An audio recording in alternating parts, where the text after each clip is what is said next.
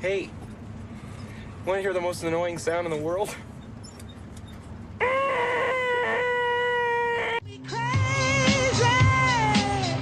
Hi guys, it's Miss Meyer for another episode of Miss Meyer's Show. This time we are going over chapter 11, and that is our government in action. So get your, you have a virtual textbook. Guys, you do not have a physical textbook. The only one who has a physical textbook is me, because I'm awesome like that. Okay, so you don't have one. I do. Don't worry about it. It's cool. Okay, we're fine. All right, so chapter 11 begins on page 395. You have a beautiful picture of the state capitol right here. That's really, really neat. And if you go and tour the capitol, you can go all the way up here. This is like an observation deck. And you can go and look all around Baton Rouge. It's really, really pretty. So, okay, so this one is this part of the chapter. This is chapter 11, part 1. And what we're going to be talking about are your different levels of government and just, you know, the initial, I guess, constitutional articles of Confederation, Declaration of Independence, all that good kind of stuff. So when America, the first thing, let's go through here. When America became an independent country, or when we had decided to become an independent country, the document that separated us and declared our independence from Great Britain was the Declaration of Independence. That's what just separated us. It did not establish government in our states. It did not establish anything. It just basically said, we are breaking away from you, Great Britain, and we're going to form our own country. It did not give any rules, regulations, stipulations, none of that. After the revolution happened, it became clear, you know, once we had our independence from GB, from Mother England, it became clear that we needed to have some sort of rule. As much as people like to say, oh, you know, anarchy and we're going to rule ourselves, it's impossible. I mean, really, when you think about it, there's no way that you need to have some kind of order. I know we all of y'all might think that, oh, I could live by myself. I could do what I need to do. I don't need my mama. I don't need my daddy. I could run my life right in the house. There's no way you can do that. You're going to need rules. You need order. You need stability. Promise you. So the United States was the same way. So we have now this independent country and all these people that are depending on all these different things. And there's no rules. There's no regulations. Like, what are we going to do? How are we going to, you know, pay taxes? How are we going to fund our government? Who's in charge? All these kinds of things needed to be established. So the first thing that they wrote was the Articles of Confederation. And this is like the first draft of an attempt to have order and stability and things like that in the United States. Newly formed United States. Well, the articles it's all tongue-tied. The Articles of Confederation were very weak. You know, the big thing that people were afraid of, something in my pocket just makes me crazy. The thing that people were afraid of is that the United States was going to kind of go back to the whole way that things were when they were under Great Britain. So they were very, very apprehensive and very leery to go and have some kind of big centralized government, because that was exactly what they were trying to get away from with King George.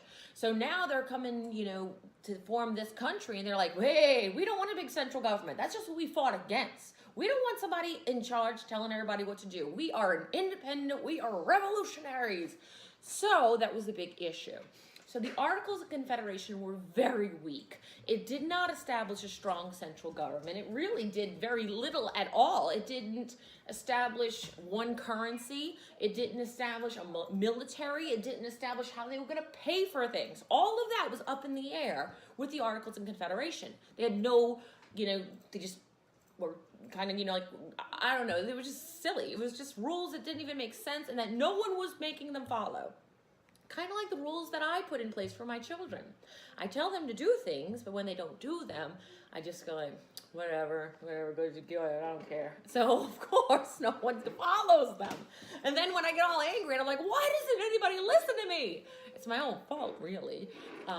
We're not going to say, you know, because I don't follow through with any of my punishments. I really, really need to work on doing that. That's a personal goal, guys, of myself, is to punish my children more and follow through with it. So the United States, though, they were kind of doing the same thing. They were not, they were putting these rules into place with the Articles of Confederation, but they were really just kind of fly by the wind rules, like whatever. We don't want to be too harsh because that's my deal. I'm like, oh, I don't want to be mean. That's how they were doing, and obviously, the Articles of Confederation was working as well as my rules.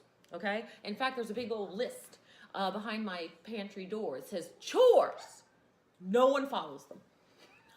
I'm not one person, and I'm like, why do I even try? Okay, seriously. But I do try. I just don't follow through. So the weaknesses of the Articles of Confederation were becoming very apparent. And so the big wigs in charge, that's going to be people like John Adams, Benjamin Franklin, Samuel Adams, all those other people. Those are big people in charge. Not necessarily George Washington. George Washington was not somebody super in charge. The people that were making all the big decisions were people that were the signers of the Declaration of Independence. It were the people in there. Benjamin Franklin, John Adams, John Hancock. Oh my gosh, I'm starting a brain fart. There's so many others. Thomas Jefferson was another one. George Washington, he was just kind of like, hey, he's cool. Everybody likes him.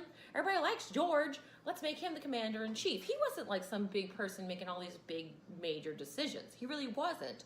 Okay? So they came up with the U.S. Constitution, the first, big kind of authority in the land of the United States of America. And the Constitution really kind of gave a basic set of rules and guidelines for the United States of America. This gave us kind of like standards. Like, this is what we expect. This is what we're going to do. This is why we're going to do it. And this is how we're going to do it. And other things like that. Now, you would have thought, people would have been like, oh, great. Well, now, we're a new country. Well, no. Okay?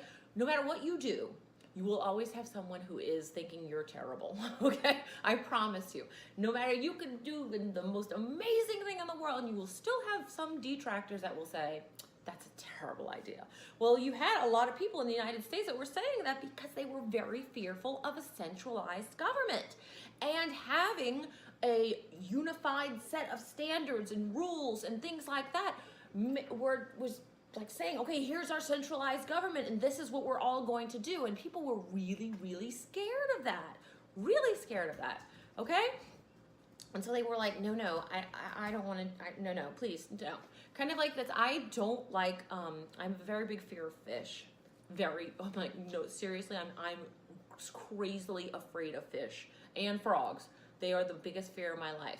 And the reason I'm so afraid of them is because when I was little, I remember touching one and it was so slimy and gross and it just stayed with me and I'm always afraid of it. I mean, like, y'all don't even know. One time I had to get Belle. She had to actually come and I was making salmon for my husband for dinner and I went to put the salmon. I didn't touch it. I had a fork, and I picked it up with a fork and I realized it had skin on the bottom, like the scales. I started crying. Was I crying, Belle? Was I crying?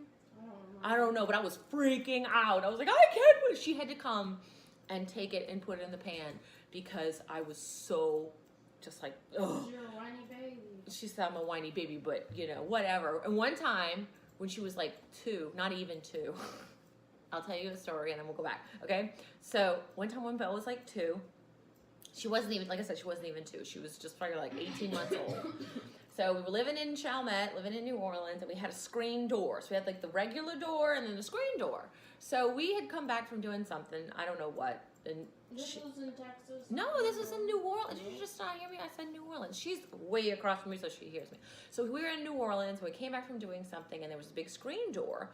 And I had went in first. I had like bags or something. So I opened the screen door first, and I put the bags in.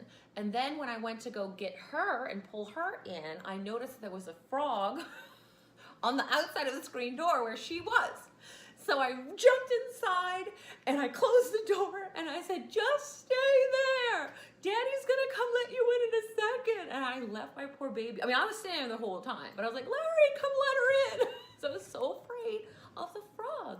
So that's kind of how some people in the United States felt about anything that kind of put together a centralized government. Yeah. They were paranoid. They didn't like it. Anything, any kind of mention of a centralized government, they were like, no way, I don't want anything to do with this, because they were so scared of what could be. Okay? Now, eventually, they did come around, but it's always been an issue, and it continues to be an issue even today. You see a lot of people, especially on like the big thing, the major thing with all the political parties is, strong centralized government or a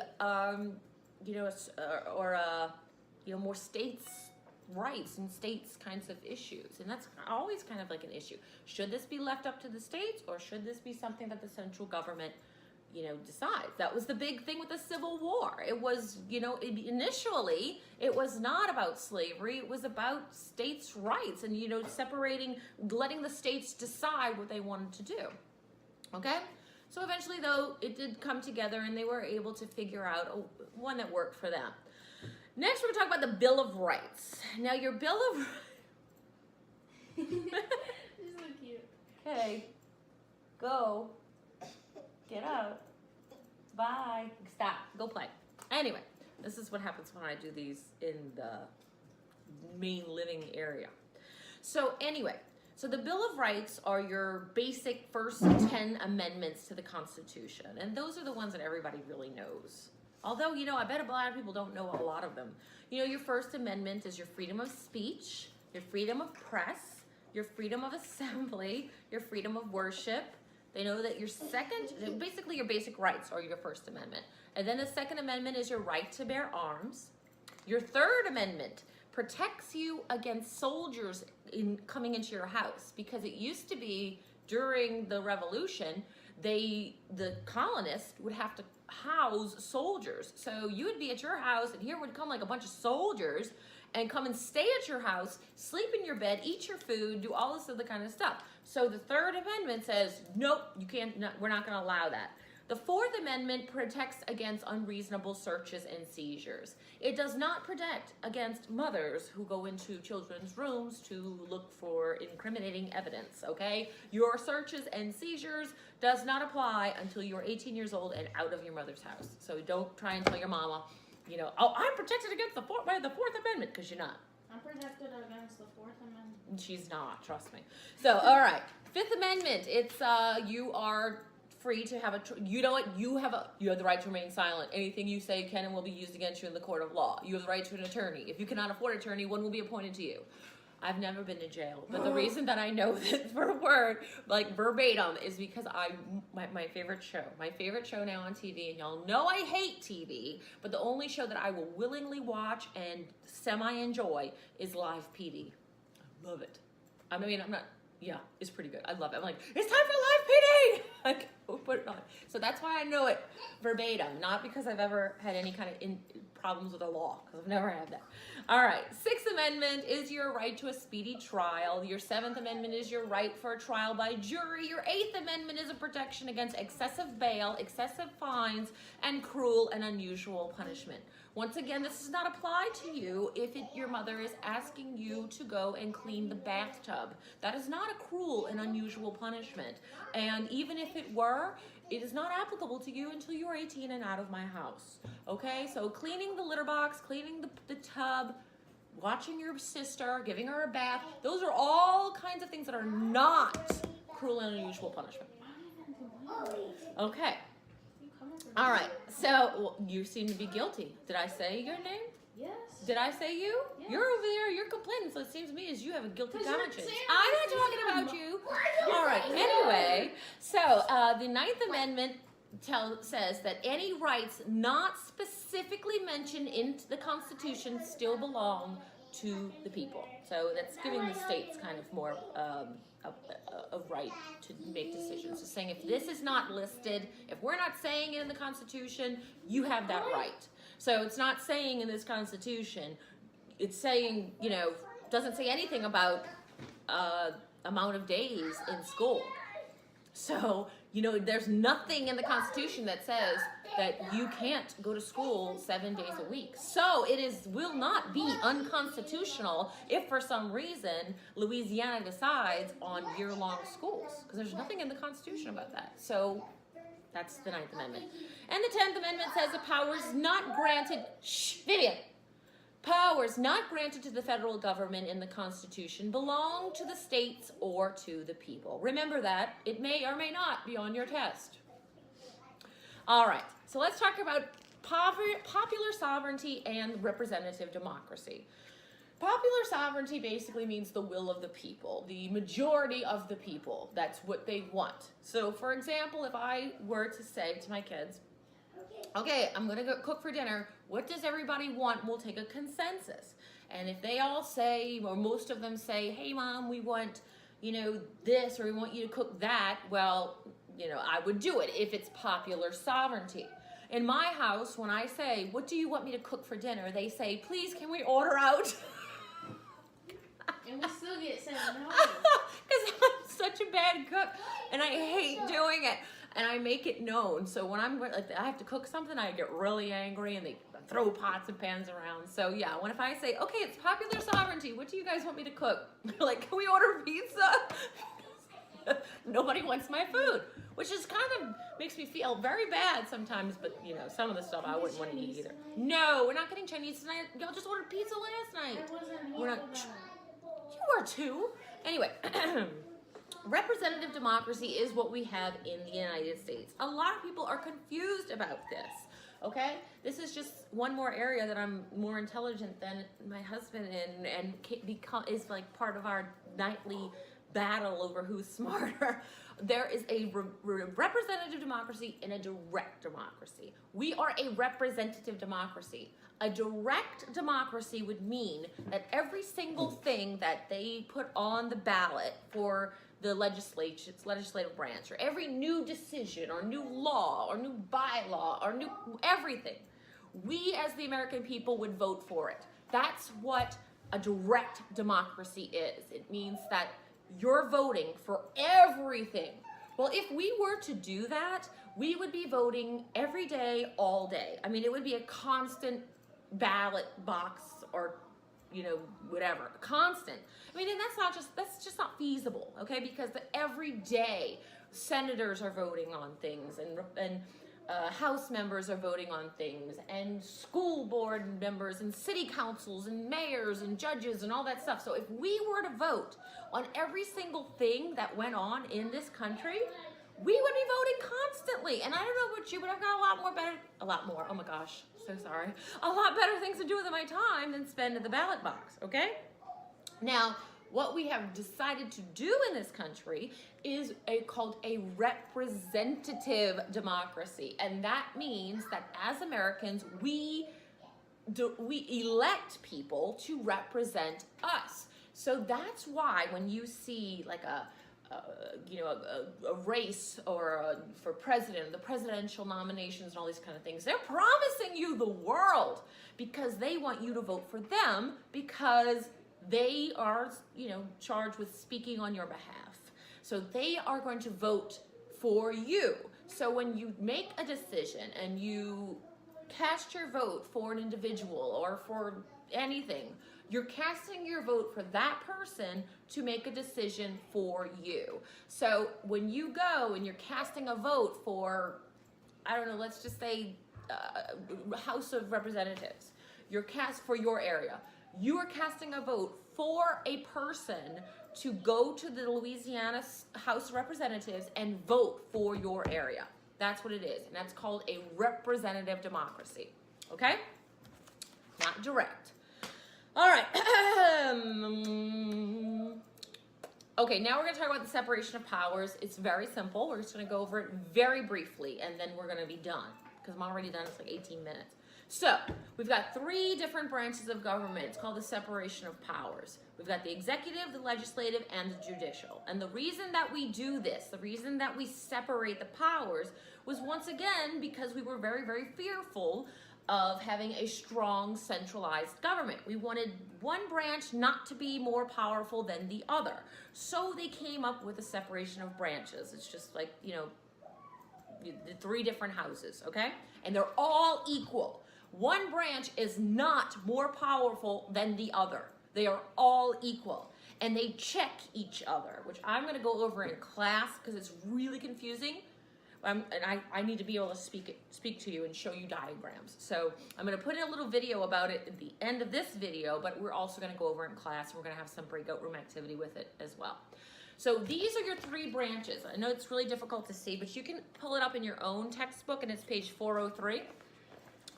You've got your executive branch, that's going to be your president, and your legislative branch, which is your Congress, and your judicial branch, which is the Supreme Court.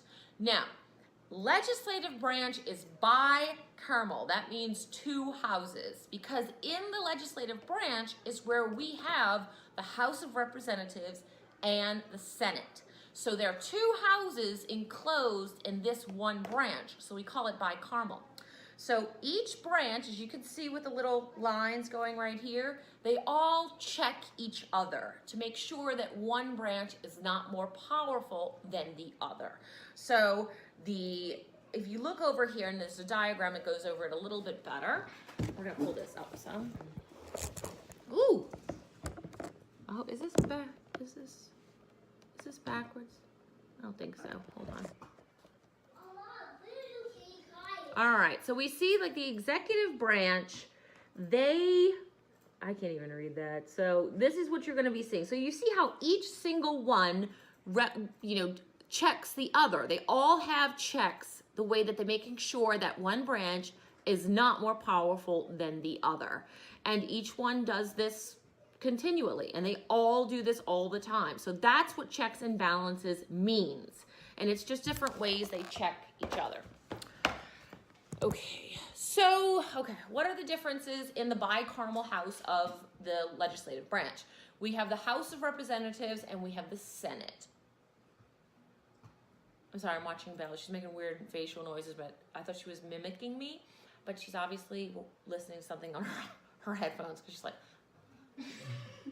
so I was like, look at this kid, man. But anyway, all right, so this is one of the things that, you remember when the Great Compromise and all the stuff that was leading up into the Civil War, the Three-Fifths Compromise, and all those kind of things? This is where that's the reason that we have kind of what the whole legislative branch is. The House of Representatives is based on population. So your number of representatives in the House is based on the population of your state. So for example, Texas has more representatives in the House of Representatives than Louisiana does, because we are a bigger state, okay? So that's only in the House of Representatives. In the Senate, however, every state has two members, no matter how big or how small they are. So in the Senate, Louisiana and Texas have two senators, but in the House of Representatives, it's based on population. And that's all part of the bicameral legislative branch. Legislative branch has two houses in it.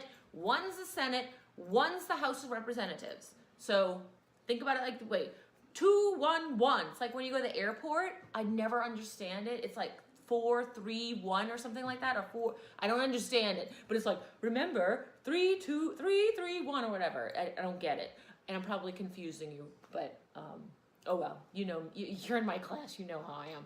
So, all right.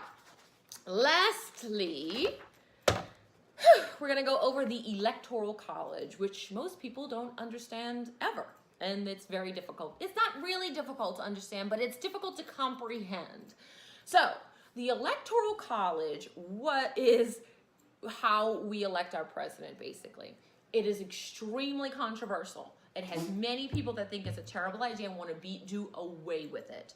And this, because of the Electoral College, a president can be elected without winning the popular vote. So there's two votes. The popular vote is everybody's vote, okay? So if there's, let's say, 32, okay, this is what we do. Let's say we separate our class, our 8th grade Louisiana history class, into boys versus, not versus, but we'd have the boy group and the girl group, okay?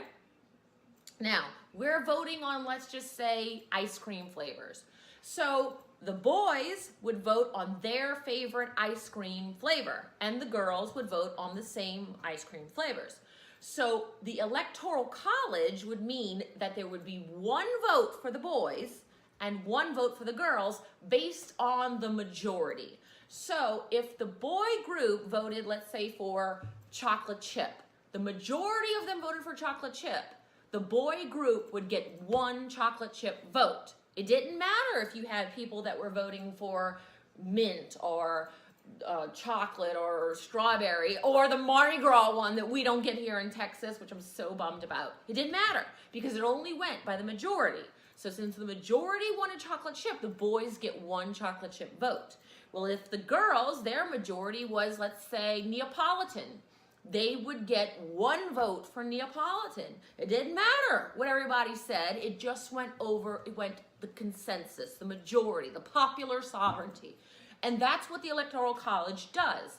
It says, okay, Louisiana gets a certain amount of electoral votes. Just like the House of Representatives, this is based on population. So bigger states get more votes, okay? So like Texas gets a lot of votes. So does California. So does New York and all those other kind of places. They get a lot of votes. So in the Electoral College, when you're voting for president, it goes by the majority. So in Louisiana, and let's say that we've got, the presidential election, or the last one with President Trump, the majority of people in Louisiana voted for President Trump over Secretary Clinton. So President Trump got all of Louisiana's electoral votes. And whoever gets to 270 electoral votes first wins. So that's how the presidency is determined. Now, it could possibly be, absolutely, if we went by the popular vote and we counted each individual vote, that it would have been, could be another person, it could be someone else. But we don't do that. We go by the Electoral College. So it goes by whoever gets to 270 first wins. So like I said, a lot of people are against it. They think it's archaic, it's stupid, they want to get away with it. But this is the way we do things. So, that being said, that is all I have for you guys today. Be sure to check out the videos in the end. I'm killing your dreams once again, so you are very welcome. And there's no code word for this video, so you're welcome for that too. And I will see you in class on Tuesdays and Thursdays from 1 to 2. Don't miss it. It's your favorite class anyway, and you know it. Bye. All right, so I just went and got a new book because I read mine pretty quickly in the week. It was a really good book. So I just stopped at Half Price Books, and now I am going to go get my eyelashes done so that they look nice and pretty. So my eyelash appointment is until 2, so I'm gonna go head over to my other favorite store and pick up some necessary items.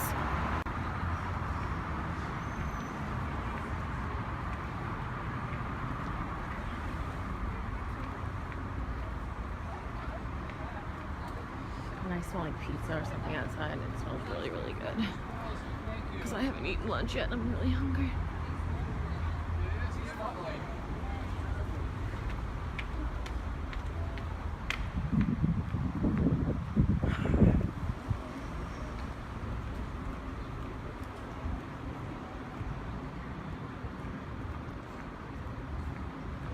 All right, ladies, I'm sure you know what that checkered awning or that striped awning is. It's my happy place. All right, so let's go in and get some good stuff. Okay, so this part of the Miss Myra show is obviously just for, I've had a request. I think this may be just applicable to our ladies, but if you want to watch, guys, you are more than welcome to. So I'm going to go over what is in my makeup bag here. That was my request. So things that I wear pretty much every day. Let's see. And I've got quite a bit. It's ridiculous. So first thing I put on, as you can always see that I do my hair, I worry a lot about that. I really don't care about my hair. I just worry about like makeup and stuff like that. Hair is of no importance to me. So first thing I use is the Smashbox primer, and that's because I'm old, and it kind of covers and covers all the, puts wrinkles. I mean, it gives you a smooth base to, you know, do your makeup on, because, you know, I'm old. Like I said, I've got wrinkles and little things like that. So it's kind of like a plaster, and it plasters my face, and then it makes it like smoother so that it doesn't look wrinkly and old. Okay. Next, I have foundation. Now we have 2 foundations, only because Isabel doesn't like this one. So I'm like, all right, I'll use it, because whatever, you know. But my favorite one is this one. This is your Kat Von D. It is, I think it's like the Matte Lock-It Foundation. This one's my favorite, and it works really well on my skin tone. I'm Asian and Hispanic, so I've got a unique skin tone. So this really works really well in covering up, you know, anything, blemishes or whatever. And for my case, it's freckles, because I have a ton of them. Can you see them? Look at the freckles. I mean, they are look at these freckles. They're everywhere. I even have them inside my ear. I mean, they're I'm like covered in freckles. That's because I am Irish too. My maiden name for Maya was McClelland. So I do have a little bit of Irish in me. So anyways, and then the second one is this one. It's called Fenty Beauty. I think she said it's from Rihanna. I don't know, whatever. I just go and say, okay, whatever. Then after I do those 2, I do a buff powder over it all, so that kind of locks it into place and it looks really pretty. And this is the Laura Mercier Translucent. I don't know. There's one that's a different color, like a white one, but apparently this one works better, so whatever. Then, let's see, what do I do next? Oh, then I have to shape my eyebrows, because I am a product of the 90s. And so if your parents or your mothers or whomever, if they were in the 90s and grew up like me, the whole trend was to have super thin eyebrows. I don't know why. And it was a very bad idea, because once we pluck them, they don't grow back. So I have to shape mine in. And it also happened to be that I was in a really bad car accident when I was about 16 years old. And I have scars on my face.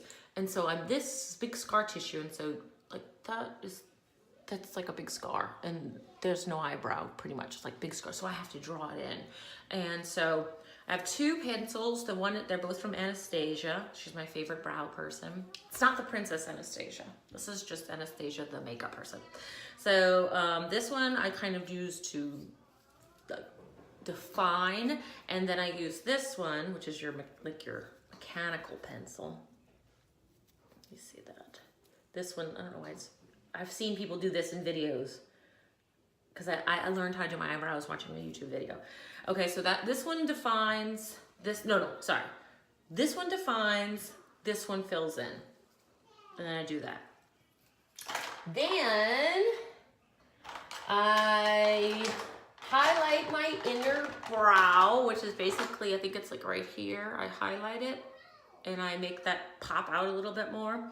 And I just use regular, I think this is Sephora Let It Snow matte white. Just use that.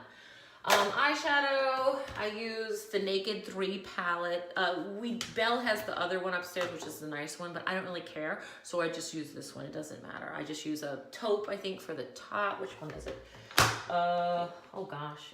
I use the Strange. That's the name of the stuff. Strange for the lid. And then I use Liar.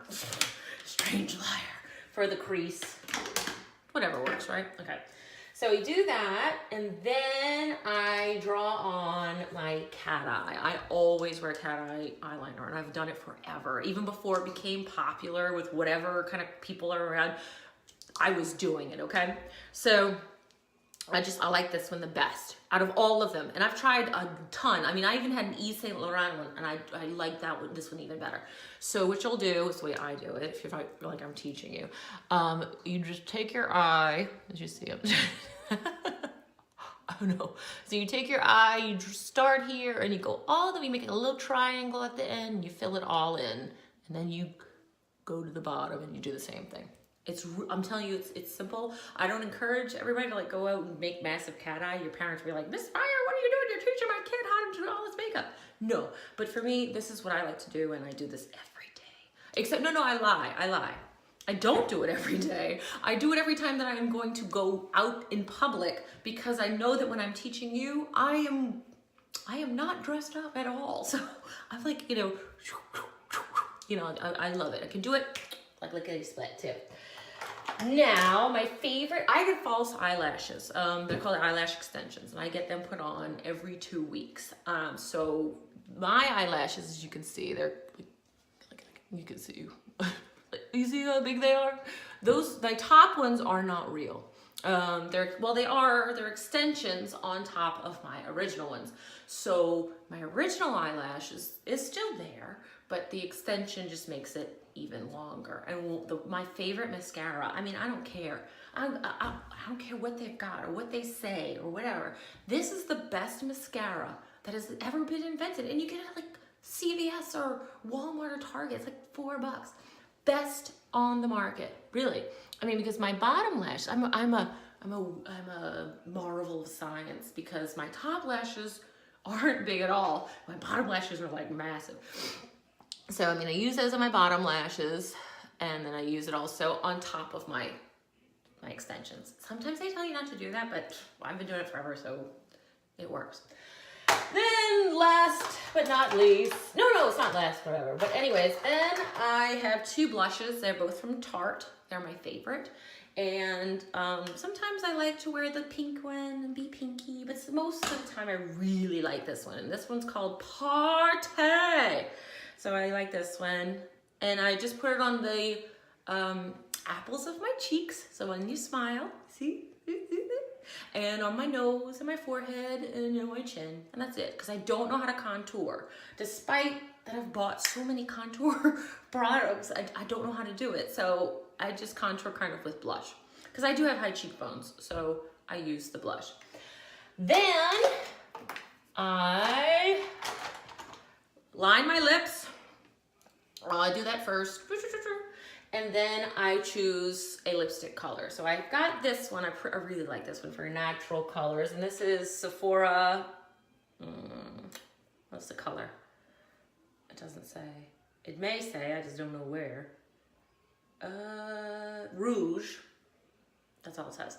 And then I've got for red, because believe it or not, I love red lipstick. I wear it as much as I can, because you can't really eat when you wear red lipstick, because it gets on everything. It gets everywhere no matter what. So I don't wear a ton of red lipstick. I do, but when I know that I'm not going to be like eating or drinking or doing anything, right? When I know that I'm just going to be standing there like this. Okay, so I do have a red liner somewhere like in here. I don't know where, but here it is. And it's just basically like this, but it's red. And my favorite lipsticks. I don't like a lot of lipsticks because I don't like anything too much on my lips. I've got kind of big lips, full lips, I should say. And so I don't like a ton of stuff. It doesn't really look that great. But these are this is my favorite kind. I've got these, and I really like this too. And this was my birthday gift from Sephora. You know, if you go and you spend a ton of money, you get a lot of birthday gifts. But these are my 3 favorites, okay? So these are Too Faced, and they're like a matte kind of, what is it, like a matte stain, whatever, okay? So it's not gonna stay and stick like a sticky thing, but you can get it off easily. And it stays, it says staying power. But the red is, you drink or eat something or, talk or do anything, you're gonna need to keep reapplying. So, I was looking at something, came on my phone. So this one is Queen Bee, and this one is Lady. So these are two that I really like. Then I like this one, and this was, like I said, it's my birthday gift from Sephora, and it's Tarte. I guess it's from Tarte, but it's called Tarte's Lip Paint, and it's really cute. And it's called Birthday Suit, and that's what I have on now. I really like it. It's not too much. It's perfect. Then, I want to tell you one other thing that I do. Let's see, forgot about that one. I line the bottom bit of my eyelashes with this, and it's not a liquid liner. It's kind of like it's a pencil. It's like a charcoal pencil, and it's from Marc Jacobs, and it's black. It's like onyx, I think. and it's really good. It stays. It's good for your waterline. Now your waterline is this line right there. Oh, I just touched my contact. And this is really good for that. So I really like this one. This one's my favorite, and I've tried a couple. I like this one the best. Then after I put on the lipstick, I usually put on like a lip maximizer because my lips aren't full enough. So this is from Dior, and it is Dior Addict lip. I don't know if that's the color or whatever, but this is the one that I use. And it's got like a thing in it, kind of stings your lips, and it makes them bigger, like fuller. So it stings a little.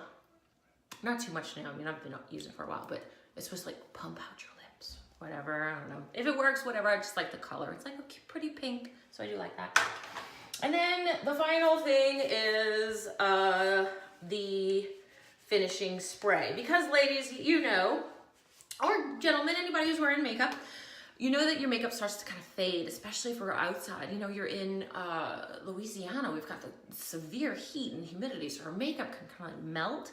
So this is what goes on the last part, and this one is going to be all nighter. It's from Urban Decay, and you just spray it like a tea over your face, and then you just let that dry, and then you're done. You're finished. Finito. So those are all my favorite things that I've got in my makeup case.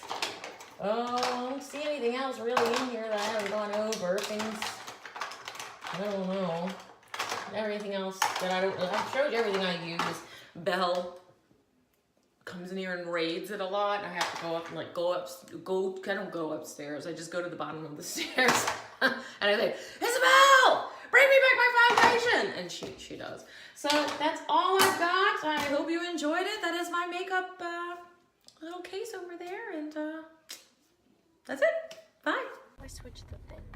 Oh, all right. Do this. Recording Belle's driving lesson. All right.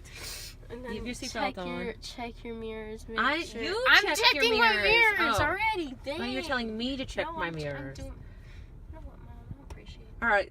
I think we're safe to go. No, I'm practicing. This is what Dad taught me Oh, to do. okay. So you're adjusting Put your mirrors. foot on the pedal. Good. This is the pedal, right? If I'm gonna like make this go Yes. back. Yes. Remember, this one's gas. All right. Okay. Now don't take off like crazy. You gotta Gosh, gently dang it, take we're gonna off. go straight flying. Don't. No. Okay. All right. So you're Put your foot on the brake. On the brake. You Oh, put the your finger on the brake. brake. This Yes. is the brake. Yes. Now you can put it into drive. Oh, the D. D. Yes. Here we go. Who are you sending this to? I'm just recording you. Are you gonna send this to your students? Probably. All right. Okay. All right. Mom, I know you're like really anxious right now, but I promise I'm not going to kill us. Okay. Never. Dad let me drive home once. I 121. Yeah, I can't believe that. I'm infuriated. Okay. All right, let's see if you can make the turn. Stop saying okay. This turn? No. No, We're doing this this one. up here. 'Cause Yeah. I already just turned in past it. We're gonna try. I'm gonna. Lord help me. Pretend that you're in carpool line. Lord help me. This girl's gonna make me drive straight through this glass.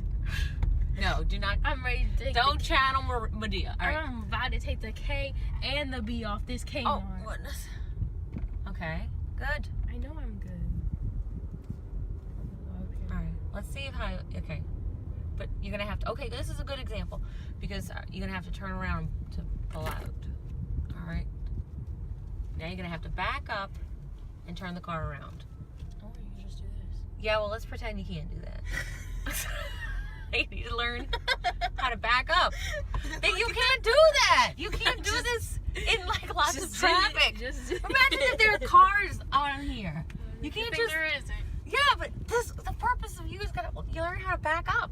Trust me, it took me years to learn how to back up. All right. I just feel like a snowball. I'm like way off. Well, you're gonna have to drop off Vivian here at Vivian? school sometimes. Go right up on the curb. Okay. No! Stop! You wait! You're gonna bust my hubcaps. All right. Now stop. Like you're dropping off Vivian. Bye, Bill. Bye, Vivian. All right. She's gone. All right. Okay, we'll practice the backing up now. Well, not here. You can't I'm back not up in the dumb. here. Stop Go yelling here. at me. Oh, in the parking lot. And we'll practice. What are you gonna do? Good job. No, Dad taught me Look that. both ways. There's no one coming. I know, but you have to pretend. Oh, there's no one I coming. just pretend. Useless. I was taught by the best. Oh, Dad. really? He tried to teach me how to drive. He didn't do very well. Yeah, we can do You're mean. Well, you're gonna hit a curb. Gosh, don't tear up my hubcaps. Okay, you're way. it. Bye, Vivian. We already dropped her off. Go. Hi, Vivian. She doesn't come out this way. There you go. All right.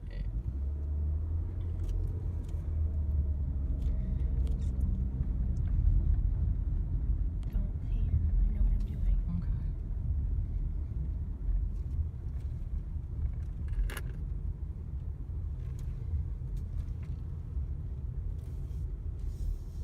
I'm gonna park.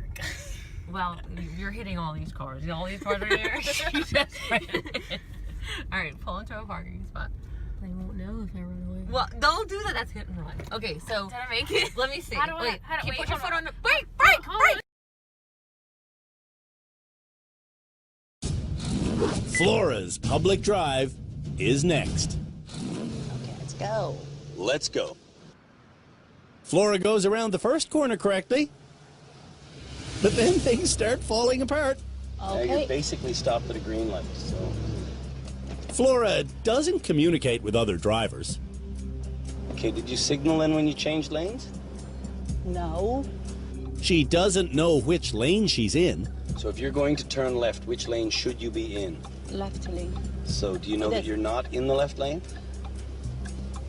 I might. Oh, I'm. And she can't recognize a two-way street. This is 2 lanes. You need to give him enough room. Oh, yeah. Sorry. Flora now assumes she's at a four-way stop. Bad assumption. Chloe, I should go. Well, no. Well, stop. This is not a four-way. This is not a four-way. He doesn't have a stop sign. Do you see a stop sign for him? But if there's one mistake that Flora makes more than any other, it is. You're stopped at a green light. You're stopped at a green light? Yes. Yes. Flora stops at almost every intersection. Now we're stopped at a green light again. We're stopping at a green light again. I've seen glaciers move faster than her. Now the Glacier wants to turn right. You're stopped dead in the middle of the road. Without checking to her right, Flora tries to make the turn. And now you turned across the lane into front of this person. Did you look where you were going when you turned there? No. A few blocks later, Flora misses her turn, which means You have to get back onto James Street so you're able to turn right on King Street West. That is very close to that bus. Sorry. to get back on track, Flora gets into a clearly marked right turn lane, but she wants to go straight through the oncoming traffic of a bus depot. Well, that big red circle with the big slash means no entrance. How can I get out? Flora doesn't get out. Not right away, at least.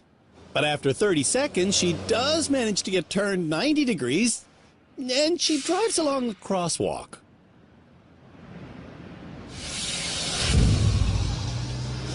Sorry. You go ahead.